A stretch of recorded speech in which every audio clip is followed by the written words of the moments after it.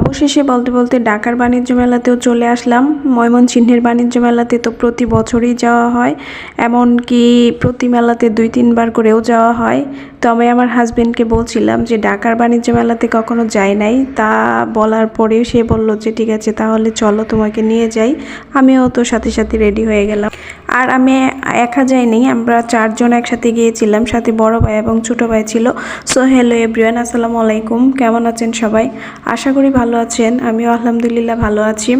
তো এই তো মেলাতে চলে আসলাম। আর এখানে ময়মনসিংহের মেলাতে যতটা না ভিড়, এখানে প্রচুর জ্যাম। আর আমরা যেহেতু শুক্রবারে গিয়েছিলাম তার জন্য হয়তো বা মানুষ একটু বেশি ছিল।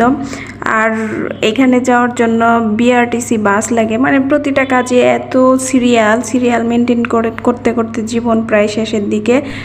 আর যারা বড় লোক তাদের তো কোনো চিন্তা নেই, নিজস্ব গাড়ি আছে, গাড়ি দিয়ে পুম করে যেতে পারে, তাদের কোনো সিরিয়াল মেনটেন করা লাগে না। আমরা গরিব যারা, তাদের যত সমস্যা। তো যাই হোক, সিরিয়াল মেনটেন করতে করতে ঢুকে পড়লাম এই তো একটা স্বপ্নের বাড়িতে। এটা এত সুন্দর ছিল, প্রচুর ফার্নিচার ছিল, ফার্নিচার দেখে মন তো একদম জুড়িয়ে গেছে। আর সবাই এখানে প্রচুর রিল্যাক্স করতে পারছে, যে আমিও বসে রিল্যাক্স করে নিলাম।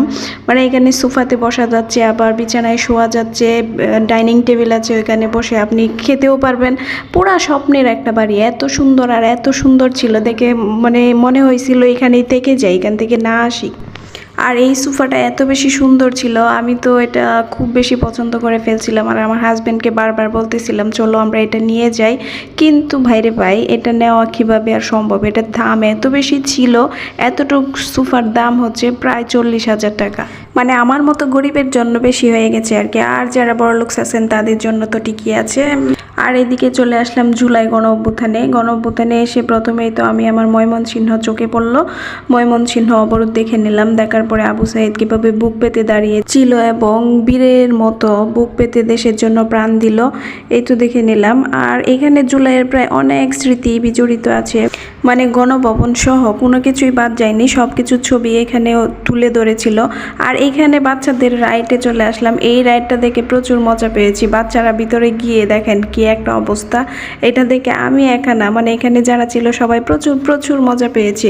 আর এটার এরিয়া এত বেশি বড় ছিল যে হাঁটতে হাঁটতে আমরা প্রায় ক্লান্ত হয়ে গেছি। ক্লান্ত হয়ে অবশেষে বসে পড়লাম সবাই রেস্ট নেওয়ার জন্য। রেস্ট নিয়ে আরও কিছুক্ষণ হাঁটাহাঁটি করে আরও কিছুক্ষণ ঘুরে দেখলাম। দেখার পরে তো সন্ধ্যা হয়ে গেছে। সন্ধ্যা হওয়ার পরে আমাদের মনে হলো যে এখন ব্যাক করা উচিত।